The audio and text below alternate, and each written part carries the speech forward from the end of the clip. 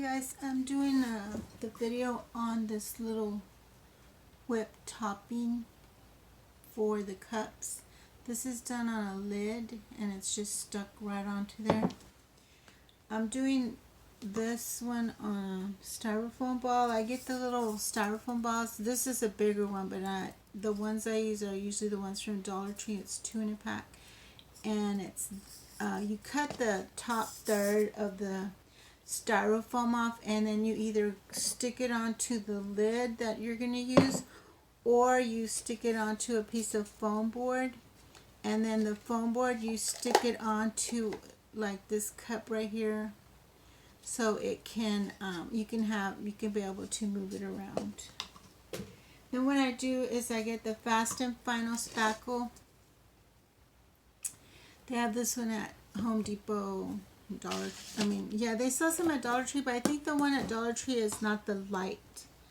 You need to get the lightweight. So I get the Fast and Final. You're going to pipe this in a piping bag. I already have some in my piping bag, but you'll probably need like 2 times. Fill it maybe almost to leave like a third of it not full. But I'm not going to mix that much because I already have some in my bag here. And then you take white acrylic paint, just pour a dab of it in there, about half a teaspoon. Mix it up really good. Mix it up quite a bit and get it all nice and smooth. The reason you put the white acrylic paint in there is because this spackle is a little bit gray and you want it to be more white like whipped cream. I'm putting the top of my spackle right now. So the piping bag, you can just about use any piping bag you want. This tip is the tip from the piping bag set that Dollar Tree sells. The bag is not from Dollar Tree. The bag came off of I didn't like the Dollar Tree bag, it's too narrow. This bag came from off of a little kit for a gingerbread house. This, I've been using this a lot today, so it's kind of dirty. What you want to do is get your spackle and have it, put it way down into the bag. You don't want it to be up near the top because then it's going to squeeze out the back, and you don't want that to happen. You can put glitter in your spackle too if you want it to be glitter, but I'll usually put glitter in my epoxy when I'm doing the final coat or the coat. Once that is in the bag, you're going to make sure that it goes down and you get the bubbles out of it. And then you're going to squeeze some out, put it back in that little cup, and twist this really well. And what I did to the little styrofoam ball, I don't know if I told you that already, but I went ahead and went around it with the spackle, and I got it all down the edges.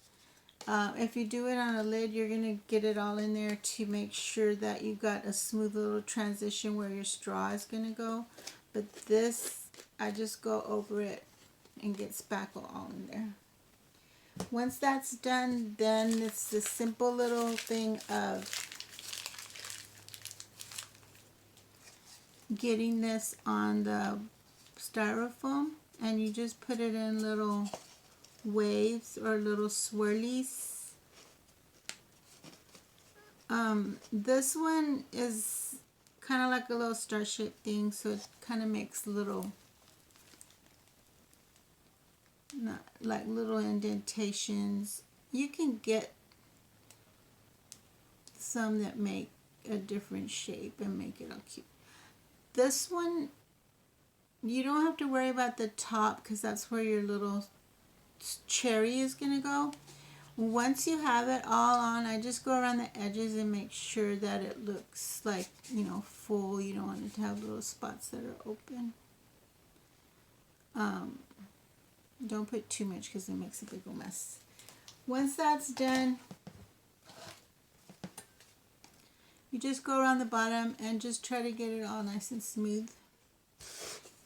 Then I usually will let it sit for about 10 minutes maybe, but since I'm doing a video, I'm not going to let it sit. These candies I get off of Amazon, the little cherries, they're 25 in a pack, and then you get a whole bunch of candies in a pack. I have 2 packs, give or take some, because I've already made some of my toppings with these 2 packs. But if you want the links, message me and I'll send you the links. I don't know, tell me if we can even put links in this page, I forget, so just send me a message. So the only thing you're going to do is get your cherry on the top, and then you're going to get your little candies. It comes with lots of different lollipops, these little long ones, just all different kinds. And what I do is, since I have a styrofoam in there, I'm going to take a toothpick. These are these long toothpicks that I have. I don't know, I guess they're crafting toothpicks. And I'm making a hole in the styrofoam to hold the little stick to the lollipop, because you don't want the lollipop just to sit in your spackle, because it's going to be too heavy for the spackle. And that's one thing you have to be careful of. You don't want to put too much weight on the spackle, because then it's going to make it flat. So you just let them sit on there. You just get whatever you want out of your little candy mix and put them all around your little thingy. And this is all you have to do. It's so simple, and they're super cute. One thing that you have to do is make sure that you don't get all your one color in one spot. Just kind of disperse the candy around where it's going to look cute. It comes with lots of different things, different shapes. It even has a mermaid tail, and it looks just like the kind of mermaid tails that we make with our epoxy. And just stick it right. You can do it all in mermaids. Like there's a little mermaid right there. Just different kind of mermaids. I was looking for unicorns. I was hoping it had unicorns, but it doesn't. But it does have a lot of mermaid tails. So just put your stuff around. And you can put as much as you want or as little as you want. So that's all. Now what you're going to do is let it dry for 5 to 7 days, and then you can coat it with epoxy. Once I use a brush to coat with epoxy, and then I'm done. And after 2 or 3 days of sitting, you're done with that. But thanks for watching. If you have any questions, just shoot me a message and I'll give you an answer.